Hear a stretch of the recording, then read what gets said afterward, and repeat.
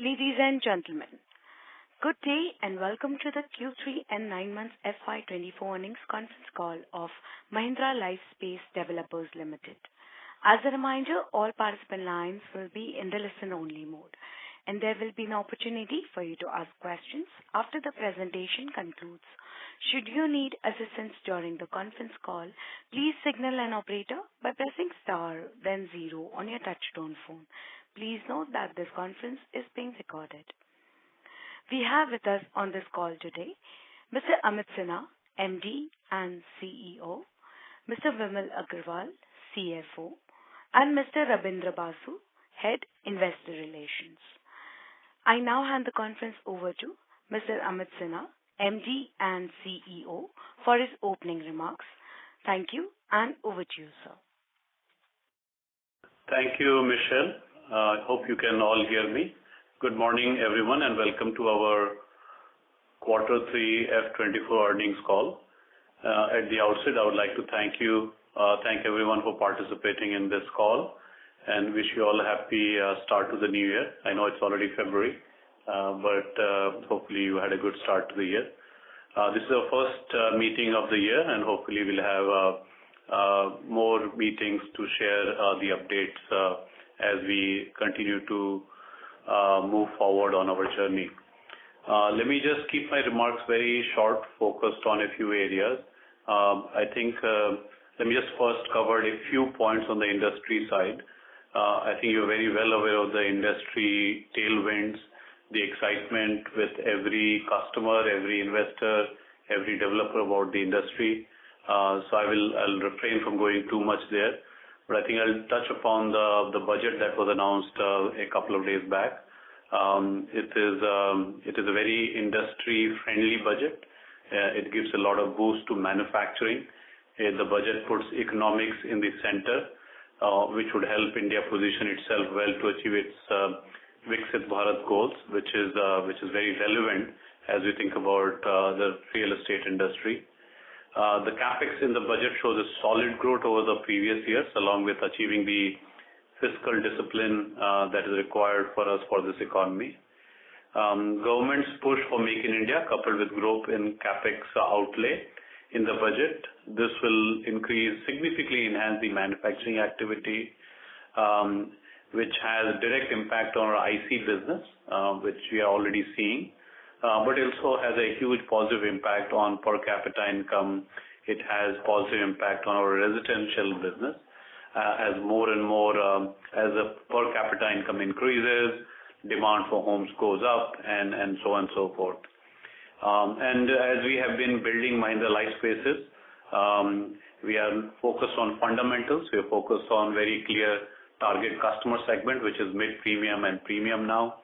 And we'll continue to chip away as we scale this business to our aspirational 8 to 10,000 crore, 5 times bigger than what we achieved in FY23.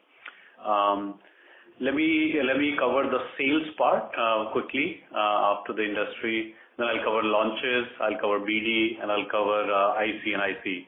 So 4 more parts after my quick summary of industry, and I'll request Vimal to jump in with his thoughts on financials. So on the sales side, we achieved a quarterly pre-sales of 443 crores versus 451 crores of quarter 3 FY23. On a 9-month basis, our pre-sales stood at 1243 crores versus 1452 in the same period last financial year. One key point to note in this is in this 9-month period of FY24, our sustenance sales contributed 3 times more than what it had contributed in the previous financial year. So previous financial year was around 330 crores. This financial year is 923 crores. And as you know, we have been awaiting the launch of some of our sizable projects, especially Mahindra Vista, which is the Kandivali project. I'm glad to share the news that we have received the RERA last week, and plans are already underway. You'll see a very strong push towards creating an amazing product at Mahindra Vista. This is one of a kind product. and I'll share more details about it during this conversation. The overall sales momentum for us is sustainable sales shows that our brand carries the pull that we have in the mind of the customers. Even though we were expecting some of the launches to have had earlier in the year, they are finally happening in quarter 4, and we have a few more lined up for this quarter. That's a quick summary of sales, and I'll cover more in the later part of the discussion. Launches, as I touched upon, Mahindra Vista is an exciting one, but prior to that, we've had 4 launches in the first 9 months of the year. In Q3, we had launched phase 2 of Mahindra Citadel in Pune, which are larger units of 2 and 3 BHK. We are already seeing very good traction. 40% of it is already sold out during the launch period. A point to note that Citadel is a very large project for us, and the phase 3 is significant in terms of the size that we are bringing to the market in the subsequent years. Our first plotted development in Chennai was earlier in the financial year called Lakefront Estates. And we find that from a financial point of view, it's an attractive proposition for us to plot it. We were sold out, and we are in the process of launching our second plotted development in Chennai, which was planned for FY25, but we already filed for RERA. We are waiting for the RERA approvals at this time. We also launched phase 3 of Happinest Tathawade. Good traction overall in pre-sales there as well. We also had received the Palghar phase 2. That is also in the path to a good, but the price point tend to be smaller given it's a value homes project. As I touched upon, many of our launches are in the pipeline, waiting the final approval steps. Malgudi as well as Wagholi, which are in the RERA stages, final stages. Hopefully, we'll get those results at the earliest. And the second plotted launch, which will also, I'm hoping to do it in the current financial year. Busy quarter 4, but the exciting thing for us is Kandivali, Project Vista, which you'll see a very unique homes, premium homes, great architecture, great set of amenities, very well designed, and you'll see, hopefully you'll be excited to consider buying there as well. We also are pushing hard to have our Navy project in Malad get ready for launch, but there are a few steps required for us to make sure that it's fully ready. A big development for us was we signed the DA in October, and we are in the final stage of doing everything close for us to get the RERA. So those are on the launches side, very healthy pipeline and a lot of action, a lot of excitement for us to watch out for the next few weeks and the few months. On the business development front, as you might be aware, and we touched upon this earlier, is the Wagholi deal in Pune in quarter 3. That was 5.4 acres with a development potential of 1.5 million square foot. That is already under RERA. So we really, RERA approval process. So we really pushed to crunch the timeline from land to launch. And Wagholi is an example of where we are trying to demonstrate that we can bring those projects to the market at the earliest.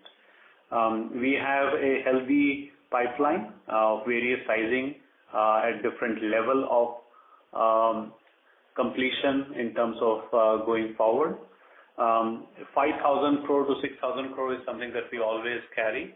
Some deals fructify, some deals don't, but we have a disciplined process to ensure that the right deals actually go through.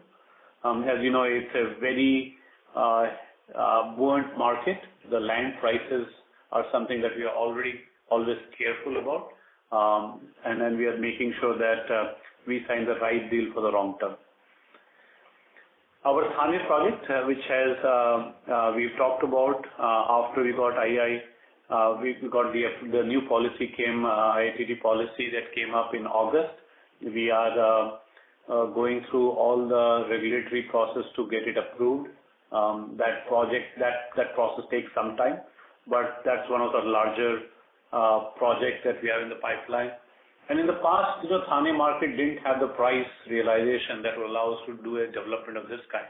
But given how the market has developed, the connectivity is happening, and many other infrastructure development around MMR region, I think Thane is going to be an exciting market for future, and we happen to benefit from it, having had this land parcel for some time. The two redevelopment projects that we have, Santa Cruz and Malad, they are progressing well. As I mentioned, the DA for Malad has been done back in October. We are doing the PAAA and all the other steps to get it ready for RERA. And we will be procuring the IOD for Malad very soon. We have a good pipeline of projects in Bangalore also, in addition to MMR and Pune. And I should be able to share the news as soon as we have something tangible and meaningful for us to talk about. And finally, I'll cover the IC and IC business. This is, if you recall from our strategy perspective, our strategy is to maximize value from an IC and IC assets. This year was, we had a muted H1. This is lumpy business, as you know. Much better quarter three, where we signed multiple deals, 70 acres in quarter three alone, 224 crores in value, compared to 24.5 acres in quarter three of FY23, which was at that time valued at 69 crores. So this was the best ever quarter for our IC business ever. But as you know, this is a lumpy business. A lot of efforts were in quarter one and quarter two, which fructified in quarter three. We have a strong pipeline of LOIs and term sheets, which will happen over a period of time. We continue on the path of maximizing value extraction from our IC business and put that cash into the residential business, given the market cycle that we are seeing. So overall, I would say a healthy 9 months for us. We have a lot of work to do to achieve our 5x aspiration, 8 to 10,000 crore. But as some of the big launches that we have gotten approval or likely to get approval should push us to the next level as we think about the quarter four as well as the readiness for quarter one and rest of the financial year F25. Let me just hand over to Vimal Agrawal for financials. Vimal? And then I'll come back to you for one more update. Yeah. Sure. Thank you, Amit, and good morning all the participants. Moving on to the financials. As you all know, we do our financial reporting based on Ind AS, and many of our key operating entities in residential as well as IC and IC are not considered on a line-on-line basis. I'll call out the key Ind AS-based financial numbers for your reference. The consolidated total income stood at 89 crores in Q3 as against 198 crores in Q3 of last year. The consolidated EBITDA, including other income and share of profit from JVs, stood at rupees 43 crore as against 5.5 crores in Q3 F23. The consolidated EAT after non-controlling interest stood at rupees 50 crore as against 34 crores in Q3 F23. Your company's net debt was at 286 crore at consolidated level, while cash in hand, bank and investment stood at 278 crores. Overall cost of debt was approximately 8.48% on consolidated as well as standalone basis. Our net debt to equity ratio was at 0.16. Net operating cash flow without land-related outflow was at 383 crores in 9 months of FY24, reflecting the strong collections in residential as well as very good leasing which we have experienced in IC part of our business. So these are a few of the key numbers I wanted to call out. I just request Amit to move on to the next update, please. Yeah. And I just wanted to close the opening remarks by letting everybody know, which is a public news, that Vimal Agarwal has taken another exciting role within Mahindra Group as the Chief Financial Officer for Mahindra Holidays. He's been part of Mahindra Lifespaces for over 5 years, and a tremendous asset for us. We are sad to let him go, but we are very delighted that he continues to be part of Mahindra family. The transition date is 1st May, so he'll be there for the closure of this financial year. We also have the benefit of another long-term Mahindra colleague, Avinash Bapat, who's actually on the call with us. He is moving from Mahindra Sustain, 25 years at Mahindra, various roles within and outside. 25 years experience, 21 years at Mahindra, long-term Mahindra leader, financial function, global experiences, local experiences. Mahindra Sustain raised significant capital from Ontario Teachers Pension Plan recently. He also led the effort to register and support the InvIT that we had at Mahindra Sustain. Deep experience on the infrastructure side. So he's joining us from 1st May as well. But in the interim time, he'll be involved for knowledge transition and pick up the learnings from Vimal. So I just want to thank Vimal for his contributions, as well as welcome Avinash, and hopefully we'll have many more things to celebrate with Avinash as well. I also want to acknowledge Ashwin. Ashwin was head of business development in the past. He is currently the Chief Business Officer South, focused on Bangalore as well as Chennai's residential side. He is moving on to pursue some other efforts, and we wish him very well. Vimlendra Singh, who is the Chief Business Officer West and North, will take over as the Chief Business Officer for residential all of India, in line with some of the peers that we see. But the most exciting thing is that we have a very strong pipeline of next level of leaders who are already entrenched into relevant specific markets. So they'll be working very closely with Vimlendra to make sure that we don't lose any step of this scale-up journey. And we'll continue to bring more talent from the group, as well as outside, as and when needed. But we want to wish Ashwin as well for his future.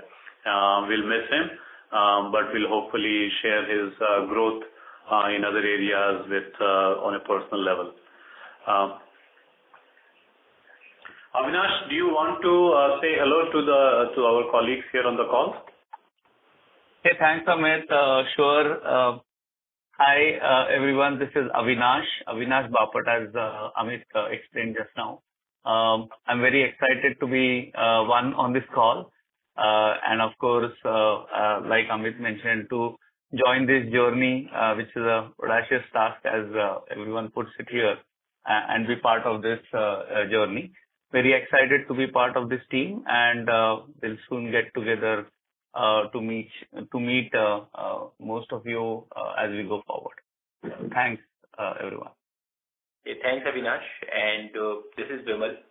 As Amit said, I am very much here in Mahindra Lifespaces to ensure a smooth transition over the next 3-4 months, to ensure that we just continue to build on the momentum which we have created over the last few years.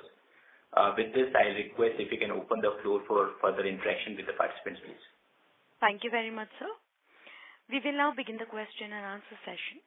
Anyone who wishes to ask questions may press star and 1 on their touchtone phone. If you wish to withdraw yourself from the question queue, you may press star and 2. Participants are requested to use only handsets while asking a question. Ladies and gentlemen, we will wait for a moment while the question queue assembles. The first question is from the line of Adhidev Chattopadhyay from ICICI Securities. Please go ahead. Yeah, good morning, everyone. Thank you for the opportunity. So first question also on the launches for Kandivali, if you could just quantify how much inventory are we bringing to the market in the first phase, and across whatever other launches we have planned for this quarter and maybe the first half of next year, what is the cumulative GDV of all these launches which we have lined up and which you hope with some reasonable certainty you would be able to bring to the market? Yeah, that's the first question. Yeah. So thanks, Himanshu. Sorry, thanks, Adilay. Sorry, the list moved up, I think. So the Kandivali overall GDV is 2,600 crore plus. But in the phase one, we are bringing roughly 1,200 crore of the inventory, and we are hoping that we'll get a very strong response. In addition, we are looking to bring Malgudi in Bangalore, which is roughly 500 crore of new inventory. That is going to be that's in the process of RERA, and the Wagholi, which is Pune, which is under RERA, is roughly overall 1,400 crore GDV. But we are bringing half of that, 600 to 700 crore of the inventory in this quarter. In addition, there is the P17 plotted, which is the second plotted that we will do this financial year.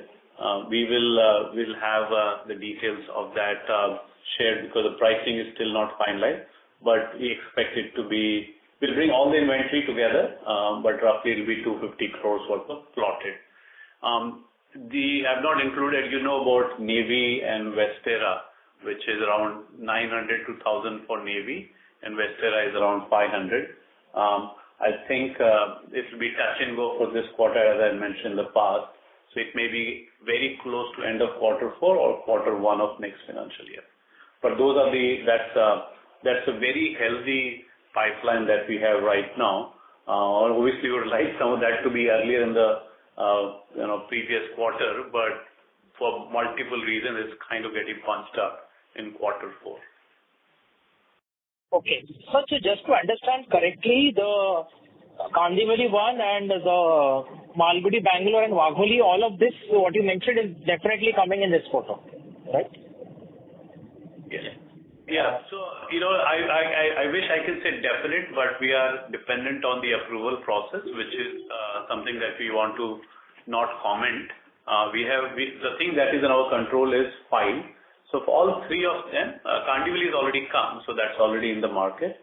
But for Wagholi as well as is filed, and similarly, Malgudi is in the final stages of approval. Okay. Fine. So even P17 is filed. Even P17 is filed. Yeah. Okay. A second question is on the business development. So this year so far we have not seen that many of those large GDV additions yet, right? So what is the timeline? Obviously, I understand it is lumpy, but in terms of a GDV addition, when do you think many of the pipeline deals would fructify and we could see some news over there? That's a very important but interesting question. What we do is we have a very disciplined process of saying yes or no to a deal. Our typical pipeline is anywhere from 4,000 to 6,000 crore of GDV. This year we have done two, which is 2,200, 2,300, Navy as well as Wagholi. I expect to close maybe one or two later this quarter, but I'm very careful about signing at the peak of the cycle because the expectations of the landowner and our financials, they need to match. So this is very lumpy, but we track the project profitability along with the BD. So we want to have a healthy portfolio, 4 to 6K, which will automatically give us the GDV for future launches. So that's how we are managing our portfolio. Okay. So and just one last bookkeeping question is for Vimal and team. So whereas for a YTD, what is the total land spend on either business development and approvals? Do you have the number handy? approximately 300 crores. This is all, including the approvals, or this is only for land, the cost, yes? What's happening here, as we have always maintained, that we will try and stagger land payout and link it with the approval. So the number which includes the approval, but at the same time, for example, Bagoli land acquisition, for which we have filed for RERA, the payouts are staggered and linked to various other approvals. We are trying to optimize cash outflow for better returns, etc. Okay, sir. Fine. Okay, so that's very helpful. That's it from my side. All the best. Vijay, one thing I didn't clarify. All these numbers don't include Thane, which is 8,000 to 10,000 crore GDV. I'm not adding that because there are longer approval processes tied to the IITT policy. So they are on top of what I mentioned to you. Sure. Okay, sir. Yes, thank you. Thank you. The next question is from the line of Parikshit Kandpal from HDFC Securities. Please go ahead. Yeah, hi Amit. Congratulations on a great quarter.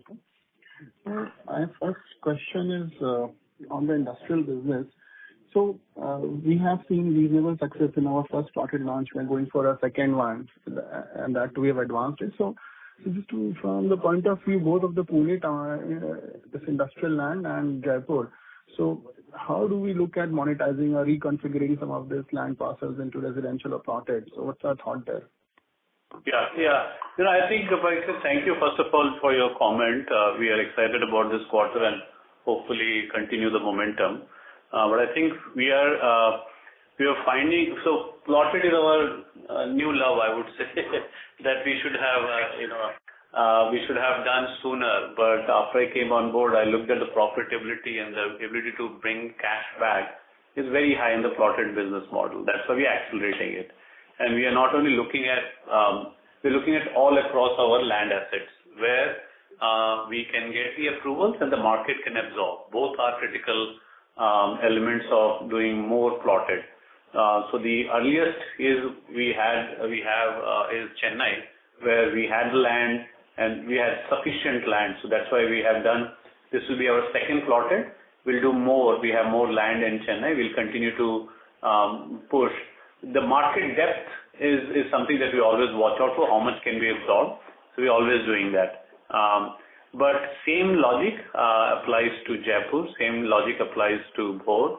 Same logic applies to any plotted, any land asset that we have. So we are working closely to see how best to get the approvals at the earliest, do the development, because the plotted we can add significant value by adding roads, common services, even put a nice club where residents will be very excited about. So we're thinking holistically both Jaipur as well as potentially Bhor, but we are awaiting both the approvals as well as market readiness for us to make the right investment. My sense is that you will see more plotted come out of Mahindra Lifespaces over the next 12 to 24 months across Chennai as well as other locations. Okay. My second question is on Gurgaon. So now our Luminary project is almost 76% complete, and I hope that it's nearly sold out. So are we having a relook at that market going ahead? Any thoughts there? Because I know you're focusing on Pune, MMR, and Bangalore, but any thoughts on a premium market like Gurgaon? How do we see our re-entry, or we started seeing deals? Any thoughts there? Yeah. I think, Parikshit, I used to live in Gurgaon for 15 years. So I have a tremendous love for Gurgaon market.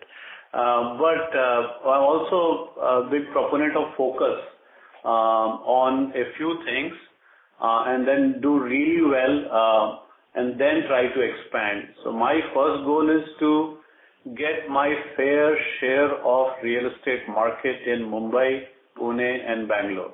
That's my first priority. And that comes with the right number of launches, excitement from customers, our ability to economically add value to our shareholders. So I'm focusing on this for the next year for sure. So once we are able to get this whole momentum going, machine kind of well stabilized, I will then start to look one more market, and that could be Gurgaon. Gurgaon, as I've seen, there are not many credible national brands. So there is a space for not only Gurgaon, I mean NCR region, there is a space for Mahindra Lifespaces. We have done 3 successful projects there, and Luminaire is the 4th one, which is going to be completed by mid part of 2025. So we are there in terms of our team capacity, etc. So it gives me a little bit of time to make sure that we focus on the core market that we have, and then evaluate when and what size of effort we put in to go back to NCR. So it's not no, but it's not yes either in terms of expansion. It's just a deferral to seek the right time when we start to make the investment for that kind of a market. Okay.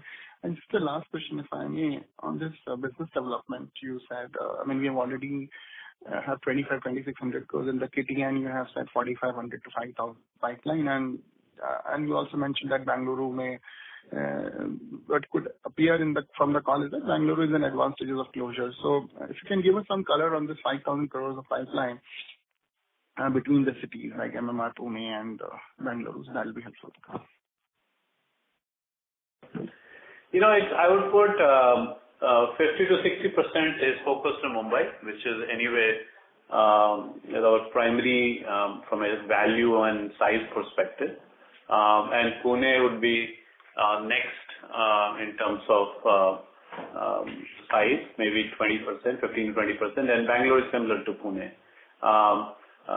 So that's how our business development, and this is excluding Thane, Parikshit. So just that's the other qualifier, and that's at various stages and various models also. So some are society, some are joint development, and some are outright. In Pune and Bangalore, we do mostly outright, given the land price is still manageable. But that's the mix that we see.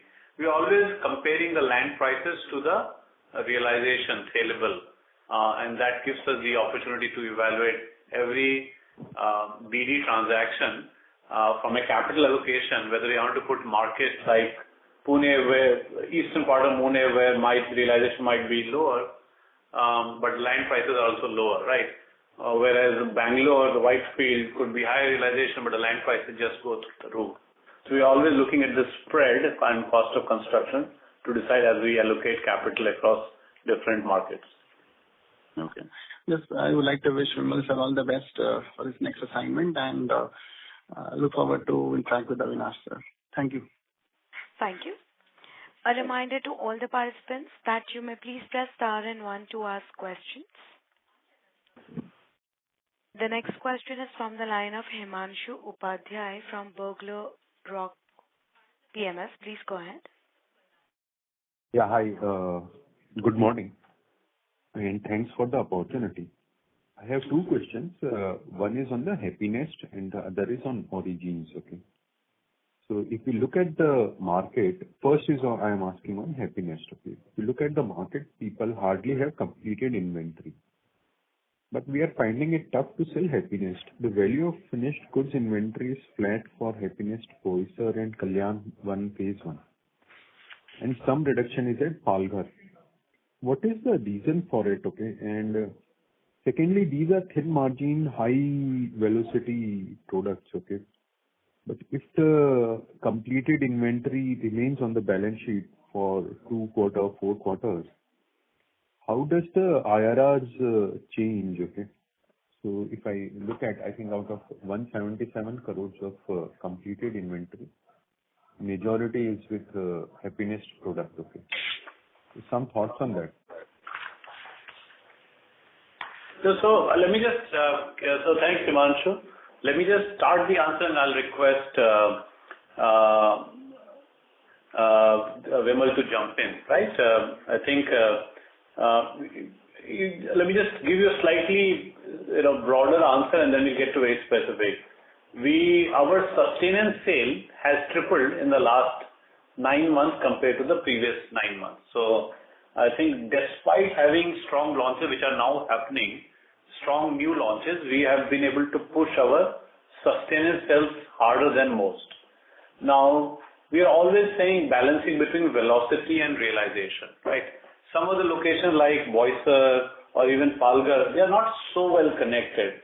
So I have the choice between getting velocity and trying to take a lower price, or trying to say, hey, market is healthy, and we already saw some momentum in January already, so I'll share that in the next earning call, that we're already making these choices. Do I get velocity at a lower price, or I get highest price realization given the market is still, still very hot.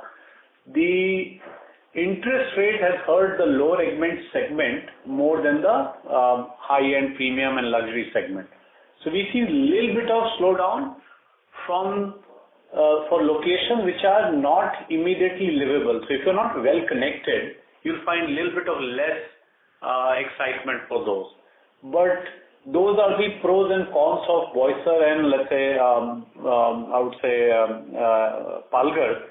But I think we are starting to see the momentum, and hopefully we'll get to close as much of the finished inventory as possible. All of the value of all that you saw from the analyst presentation is, I would say, 50 crores and less. All the that you saw Boisar, Happinest, Kalyan Phase 1 or Palghar, all of that together is less than 50 crores. So while we are trying to maximize the value, it's the impact on our pre-sales and financials is not very big. So let me just pause. Vimal, you want to add anything?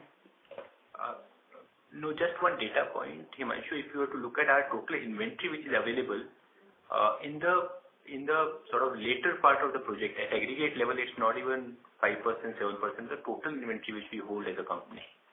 So therefore, and that is reflective, as Amit said, the initial launches and the velocity momentum which we get takes care of the inventory build-up or say the returns completely. See, I agree to what you stated. The only thing is, as a Happinest product, we have not seen any profits, okay, for a very long period of time since inception, okay. And see, I don't know why you say only 50 crores. The cumulative of the three products is something like 162 crores of inventory pending sales, and which was something like 167 crore in the last quarter. Right. I will the inventory which is post OC, and therefore it's about 40-50 crores. The balance inventory of 150 crore which you said is, for example, out of this about 70-80 crore inventory is from Kalyan 1, the project which had seen about 75% plus booking at the time of launch. From data point of view, the appreciation in pricing post launch till today is approximately 25% plus, and therefore positive impact on IRR and no negative impact on IRR. Okay. In the second question, Himanshu, one more thing I just want to add. I think I've stated in the previous call. I think affordable or value homes, we are going to focus on mid-premium and premium going forward, as I've stated in the past. This value homes, affordable, is something which has to be really making financial sense for us to take on. But overall, we want to potentially sunset this category altogether. Our brand positioning is for mid-premium to premium or premium plus, and that's what we are going to focus our attention. Line prices are gone up, so unless we go to premium, we cannot create the financial benefit for ourselves. No, thanks. It is very helpful, and I appreciate that. And I have been always of the view that for us it is premium or mid-premium where we'll have to make the market. Correct. But second question is on the Origins, okay? Yeah. In the last call, we stated that at our Origins Ahmedabad, we are looking for an anchor client, or we were exited completely, okay? We also stated that it won't be fire sale, which is highly appreciated, okay? Then one more comment we also stated was that we think it will become moderately attractive in 3 to 5 years. Then the question comes is, why do we want to completely exit it? Because there will be annuity income which may come out. we are confident. And secondly, what has changed from when we were aggrandizing this land to today when we are even ready for outright sale? So what has transitioned and on the origins and these are the few things, and I am confused here. So clarity. No, Himanshu, we are always looking for the right option, and as you know, this is a long-term play for us. We also have IFC as our partner, who's also committed to it from a long-term perspective. But we are taking judicious decision on behalf of both partners, right? Ourselves as well as IFC. We have, if you simply put, we have three choices.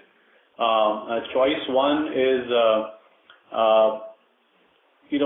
wait for the right opportunity. I've been there. I think the market is starting to develop, but it will be another maybe 2 to 5 years till we start to see really exciting industrial activity in that region. That's option one is, wait out and, we'll do that. But the second part is completely exit. We are open to it for the right, it's not a fire sale, and we are open to exit is because if we get the right price, and given Make in India, there are a lot of large clients looking for large parcels of land, 100 plus acres, 200 plus acres, 300 plus acres.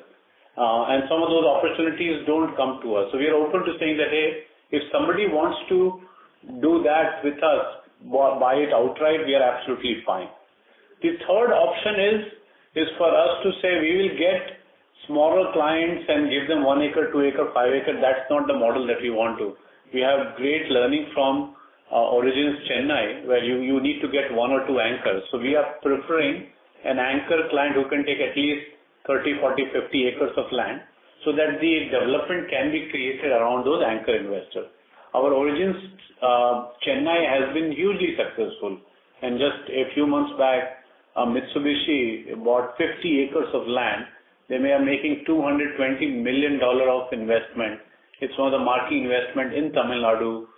Even Chief Minister of Tamil Nadu was involved in the inauguration, and they supported it really, really well. So that kind of an anchor investor, if you get, that's actually our preferred. So waiting out is something that we are open to. Selling it to an entity or a client who can buy the whole or big part of that is okay. The third is the one we don't want to give it to a smaller customer, but you want to give it to an anchor customer, which is at least 30, 40, 50 acres. That's what we are striving for. So we are open for all three options, keeping in mind the market as well as the holding cost for us. See, a follow-up on this is, so even when we bought this land, even at that period of time, we had a thought that we would like to completely sell this out if opportunity comes, or it is because the market is rolling in that direction, we are thinking in that can be also a possibility. Himanshu, your question wasn't clear. Could you clarify this? I am saying that at Origins Ahmedabad, when we were purchasing and accumulating this land, at that point of time also, were we of an opinion that we can sell it completely outright, or it is that the way the market is evolving, we are thinking that this is also a potential opportunity, and hence we should evaluate such opportunities also. And will it be a case study type of thing that, okay, in future we'll again accumulate land and think of complete sellout once we develop it out? So some of your thoughts on how it puts your thought process for future also. I think I'll highlight the fact that whenever you have large tracts of land, you always want to buy ahead of market picking up, right? So that's what we have done in Ahmedabad also, right? Now the question is, when would the market be ready to start monetizing? I think we are pretty sure, given it China plus one focus on manufacturing India, this will happen. We continue to have competition from government, GIDC, GMDC kind of parks, which are in the vicinity, and they are providing land at much lower price, but let's say infrastructure which is not as good as what we have provided. So it will take market for the market to move here, but eventually it will move. So in the meanwhile, we don't want to wait for that market to be fully ready. We want to be in the market, trying to understand customer needs. And if anybody is interested, large tracts of land or completely, both are open to us. So that's how we are thinking about it. Okay. Thank you from my side. Thank you. Participants who wishes to ask questions may please press star and one now. The next question is from the line of Ronald Sioni from Sharekhan Limited. Please go ahead. Hello. Yeah. Good afternoon, sir. Just your views on the business development front, like if you can highlight, what kind of pending land payments we are outstanding as of now, because if we are able to generate, more than 100 crores of quarterly cash flows, then should this money be expected to go into outright purchases in Pune, Bangalore, or if the land payment outstanding is very high, then more of, as you said, that 50 to 60% MMR exposure would be there. So just on your view on how are we placed in terms of outstanding land payments and the cash flows which would be generated and utilized. I'll request Vimal to jump in. He's got the numbers to cover. Sure. See, one key point which I want to call out is our debt equity ratio of 0.16, which is extremely favorable. And therefore, I've always maintained that money or fund availability will not be a constraint so far as business expansion or our aspiration to touch 8 to 10,000 crore by 28 is concerned. That's point number one. The second one is that we do have land payments which are outstanding because of our deal structure, which is pay as you reach closer to, say, RERA launches, etc. This also means that Kandivali and Bagoli will have some payouts which will come up. However, going by our track record of last 2-3 years, where collections are fairly good, the bookings are good, we do hope that so far as these tranches of payment is concerned for these 2-3 projects will be sort of self-funded. Having said that, we do have a good amount of lines open with the financial institutions, etc., from where we can borrow and fund our aspirations of land acquisition to grow in the years to come. So absolutely no constraint at this point in time. Okay. And just, sir, on your view, we have seen little bit of pressure, as you said, in affordable housing and, certain below the certain ticket size. So, what is your thought process, like whether this should, creep up gradually in the mid segment also, and, you would be seeing more of premium and uber luxury, which would be performing going ahead. So what is your view on this basic segmentation? I think, Ronald, we are seeing huge momentum in the luxury segment, like in terms of, but we don't play in that segment. And right now we are focusing on mid-premium, premium, and we will sunset the affordable or value homes. Right? That's our current, very simple but very clear strategy. Your question is, will the slight slowdown on the affordable side will affect the mid-premium or even premium? So you can never predict what will happen in real estate from a supply demand. What happens in the cycles, the moment the market is so healthy right now, there's so many launches that are happening, right? And the price expectations, everybody has the highest price expectation in their business plan. And so we are very disciplined about making sure that we don't take the exuberance of the market currently in our future business plan. And that's why we are cautious about the right segment. So mid-premium, premium, it has to make sense whether it's an upcycle or even a down cycle. And that's how we are planning for it. There will be a cycle will happen. Now the question is, will it be next year or will it be 3 years later, right? That's the question that I wish I knew the answer for. we are assuming that the buoyancy in the market will continue for a couple of years. We have looked at data for last 10, 15 years, especially Pune and Bangalore. They are healthy market. The absorptions are pretty predictable, healthy in terms of the inventory overhang is pretty low. So from that point of view, and we do a micro market level analysis to make sure that, hey, we are not going to a market which has traditionally been slower. So those assessments we do, and my sense is those are very helpful for us to ensure that we don't sign a deal which which will have a more than pessimistic case of slowdown in the mid premium on premium segment. And from an interest rate cycle, I think we are at the peak as well. So if the market didn't slow down mid premium and premium during this, my sense is as the interest rates start to come down, it will give a little bit of extension to the positive cycle that you see by a year or two. So hopefully it will sustain for next 3 to 5 years, but we have to keep signing the right deals so that we are not caught on the wrong foot. Okay. Sir, last one question. So that means, we would stay away from over luxury or super premium projects, right? And congratulations, Vimal sir, and hope to meet Avinash sir in the future. Thank you. Yeah, absolutely. Thank you. Yes, sir. So comment on whether we would be staying away from super luxury or super premium projects. So luxury for sure.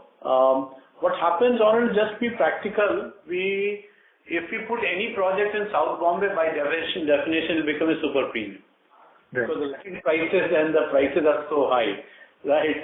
So, that's the only thing I just want to qualify. We are not going to say, let's say if the market is 10,000, we're not going to say, hey, let's make a product for 20,000, double the market rate. That we are not going to do. That is the true definition of luxury and super premium, right? But let's say if I were to put a project in Worli or Prabhadevi or Tardeo, by definition the market price would be 70,000-80,000, right? But it's not going to be 1,50,000, which is the definition of, or 1,20,000, which is the definition of a luxury project. So we will not do super luxury project. We may look at a super premium or premium plus project driven by location, not by choice. Thank you very much. Thank you. Ladies and gentlemen, that was the last question for today.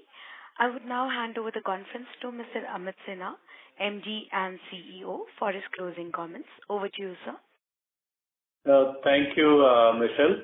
I think thank you, colleagues, for your questions and for you to listen to our how we are building the business, a healthy business for the long term. Our aspiration, I just want to reiterate, is 5 times what we were at 23, 8 to 10,000 crore.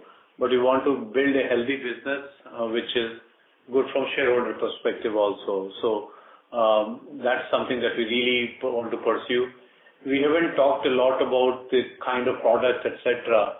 But Eden was our net zero product, one of our first in the country. Similarly, Kandivali Mahindra Vista is net zero energy and net zero waste as well. So we are pushing the agenda of how to build the products for living, for residential, which is different from most of the developers that you see in the market. We're trying to balance the economic aspect with the sustainability aspect. And we will see more of that from Mahindra Lifespaces. So scale up, doing the right product for right customers, very clear strategy in terms of what do we stand for, which segments we want to go after, which geographies are critical for us, what kind of projects we will do, what kind of projects we will not do, how do we maximize value from our customers. All those are part of our execution pipeline. We are going to miss Vimal and Ashwin, but Avinash is coming in. More and more talent will come into Mahindra Lifespaces to support our scale-up journey. So with that, I'll stay tuned. Many of you I have direct contact, and I'll stay connected to seek your feedback and input as we continue our journey. Thank you very much, sir. Ladies and gentlemen, on behalf of Mahindra Lifespace Developers Limited, that concludes this conference. We thank you for joining us, and you may now disconnect your lines. Thank you.